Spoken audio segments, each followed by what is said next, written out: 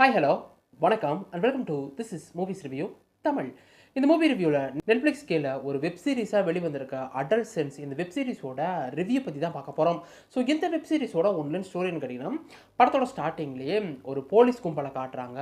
அவங்க ஒரு வீட்டுக்குள்ளே நுழைஞ்சி கிட்டத்தட்ட அந்த வீட்டோட கதவையும் உடைச்சி அங்கே இருக்கவங்களெல்லாம் அமைதியாக படுங்க, நாங்கள் ஒரு பொண்ணை கொலை பண்ணுற ஒரு சஸ்பெக்டை தேடி வந்திருக்கோம்னு சொல்லிட்டு அந்த வீட்டுக்குள்ளே நுழையிறாங்க. நுழைஞ்சி பெட்ரூம்குள்ளே ஓப்பன் பண்ணி பார்க்கும்போது அங்கே ஒரு 13 வயசு பையன் தூங்கிக்கிட்டு இருக்கான்.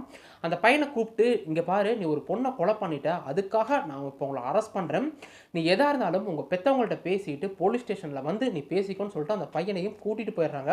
அப்போ அவங்க அப்பாவை பார்த்துட்டு, இந்த மாதிரி உங்கள் பையன் வந்து ஒரு கொலை பண்ணிட்டான், ஸோ நீங்கள் எதாக இருந்தாலும் லீகலாக அட்டன் பண்ணணும்னா நீங்கள் போலீஸ் ஸ்டேஷனுக்கு வாங்கன்னு சொல்லிட்டு இந்த பையனை கூட்டிட்டு போலீஸ் ஸ்டேஷனுக்குள்ளே போக, இதுக்கப்புறம் இந்த கதையில் நடந்த சுவாரஸ்யங்கள் என்ன, 13 வயசு பையன் ஏன் ஒரு பொண்ணை கொலை பண்ணணும், இதுக்கு பின்னாடி யாரா இருக்கா, போலீஸ் அதை கண்டுபிடிச்சாங்களா இல்லையான்றது தான் இந்த வெப் சீரிஸோட மொத்த கதையே. இந்த வெப் சீரிஸ் பார்த்தீங்கன்னா நெட்ஃப்ளிக்ஸ் கீழே ரிலீஸ் ஆயிருக்கு, அதுவும் தமிழ் டப்பிங்கோட ரிலீஸ் ஆயிருக்கு. இந்த வெப் சீரிஸை பார்த்தவங்கலாம் பார்த்தீங்கன்னா நிறைய பாசிட்டிவ் ரிவ்யூ கொடுத்தாங்க. ஸோ அப்படி என்ன தான் இருக்குன்னு சொல்லிட்டு இந்த வெப் சீரிஸ்குள்ளே போய் பார்க்கும்போது, இது பார்த்தீங்கன்னா முழுக்க முழுக்க சிங்கிள் ஷாட்டில் எடுக்கக்கூடிய ஒரு வெப் சீரிஸ். மொத்தமே 4 எபிசோடு தான், கிட்டத்தட்ட 3 மணி நேரம் 50 நிமிஷத்துக்குள்ளே இந்த வெப் சீரிஸ் முடிஞ்சிடும். 4 எபிசோடு தான் அப்படின்றப்ப 3/4 மணி நேரத்துலேருந்து 1 மணி நேரம் கிட்டத்தட்ட நெருக்கி ஓடுது.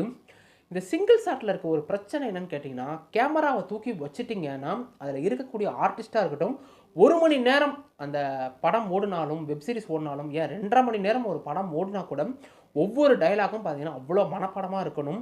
ஒரு சின்ன மிஸ்டேக் வந்துட்டால் கூட, இல்லை கேமராவை பார்த்து சிரிச்சிட்டா கூட மொத்த சீக்வன்ஸ்லையும் மறுபடியும் எடுக்கிற மாதிரி இருக்கும்.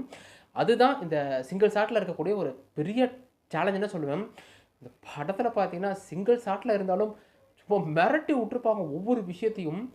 இந்த படத்தில் மொத்தமே 4 எபிசோடு தான். முதல் எபிசோடு பார்த்தீங்கன்னா, அந்த பையன் ஒரு பொண்ணை கொலை பண்ணிட்டான், அவனை போயிட்டு அரெஸ்ட் பண்ணி கூட்டிகிட்டு வந்து போலீஸ் ஸ்டேஷன் நிற்க வச்சு மொத்த லீகலான என்னென்ன விஷயம் நடக்குமோ அதெல்லாம் பண்ணிவிட்டு அவங்க அப்பாவுக்கிட்ட கான்வர்சேஷன் நடக்கிற மாதிரி அந்த ஃபஸ்ட் எபிசோட் ஃபுல்லாக போகும்.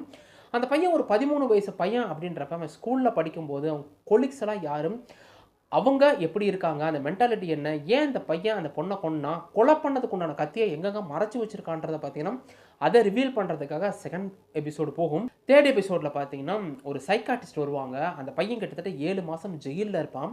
அந்த சைக்காட்டிஸ்ட்டுக்கும் அந்த பையனுக்கும் இடையில நடக்கக்கூடிய கான்வர்சேஷன் தான் 3வது எபிசோட்.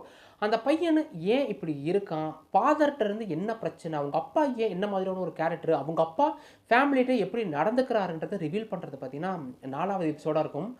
அந்த 4 எபிசோடுமே மிரட்டி விட்டுருப்பாங்க. அதுலேயும் 2வது எபிசோடு எனக்கு ரொம்பவே பிடிச்சிருந்துச்சி. அந்த 2வது எபிசோடில் பார்த்தீங்கன்னா அந்த பையன் படிக்கிற ஸ்கூலுக்கு போயிட்டு அங்கே ஒரு விசாரணை மாதிரி நடக்கும். அதில் வந்து சொல்லுவாங்க, இன்ஸ்டாகிராமில் அந்த பையன் இருக்கான், நாங்களும் இன்ஸ்டாகிராமில் இருக்கோம், ஒவ்வொரு எமோஜிக்கும் ஒவ்வொரு சின்ன சின்ன விஷயத்துக்கும் பசங்க வெளிப்படுத்துகிறாங்கன்றதெல்லாம் பார்த்தீங்கன்னா அந்த எபிசோடில் சூப்பராகவே கன்வே பண்ணியிருப்பாங்க. இதை தவிர தேர்ட் எபிசோடில் பார்த்தீங்கன்னா ஒரு சைக்காலஜிக்கும் அந்த பையனுக்கும் உள்ள ஒரு இன்ட்ராக்ஷன் நடக்கும். பர்ஃபார்மன்ஸில் சான்ஸே இல்லைங்க. 1 மணி நேரம் அந்த மொத்த டயலாகையும் மனப்பாடம் பண்ணியிருக்கணும். பர்ஃபார்மன்ஸில் 2 பேருமே தெறிக்க விட்டுருப்பாங்க. அதுலேயும் அந்த சைக்காட்டிஸ்ட் அந்த பையனை பார்த்துட்டு ஒரு அழுகிறதா இருக்கட்டும், அந்த பையன் ஒரு சம்பவம் பண்ணுவான் அந்த சைக்காட்டிஸ்ட்கிட்ட, அதுன்னு சொல்லிட்டு இந்த படத்தில் நடித்தவங்க எல்லாருமே பர்ஃபார்மன்ஸ் வைஸ் தெறிக்க விட்டுருப்பாங்க. அதை தவிர டெக்னிக்கலாக என்ன தேவையோ இந்த வெப் சீரிஸுக்கு அதை நீட்டாகவே ஃபுல்லாக பண்ணியிருப்பாங்க. கிளைமேக்ஸில் வரக்கூடிய அந்த சாங் பார்த்தீங்கன்னா ஒரு வோக்கல் சவுண்டு மாதிரி இருக்கும்.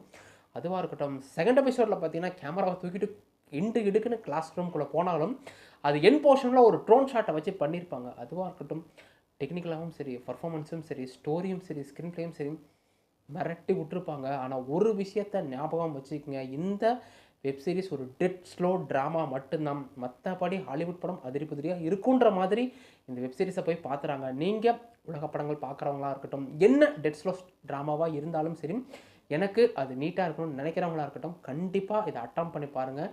So one of the best சீரிஸ்னு சொல்லுவேன். மொத்தத்தில் இந்த அடலோசன்ஸ் எப்படி இருக்குன்னு கேட்டிங்கன்னா, இந்த வெப் சீரிஸ் யாருக்கு உண்டானதோ இல்லைங்க, கண்டிப்பாக நீங்கள் ஒரு பேரண்ட்ஸாக இருந்தால் இந்த வெப் சீரிஸை மிஸ் பண்ணிடாதீங்க. டைம் கிடைக்கலனாலும் பரவாயில்ல, டைமை உருவாக்கிட்டாச்சும் இந்த வெப் சீரிஸை பாருங்கள். ஒரு 13 வயசு பசங்களாக இருக்கட்டும், இப்போ இருக்க டீனேஜ் பசங்களாக இருக்கட்டும், இன்ஸ்டாகிராமில் என்னென்ன பண்ணுறாங்கன்றதை பார்த்தீங்கன்னா இந்த வெப் சீரிஸில் பட்டவர்த்தனமாகவே பேசியிருப்பாங்க.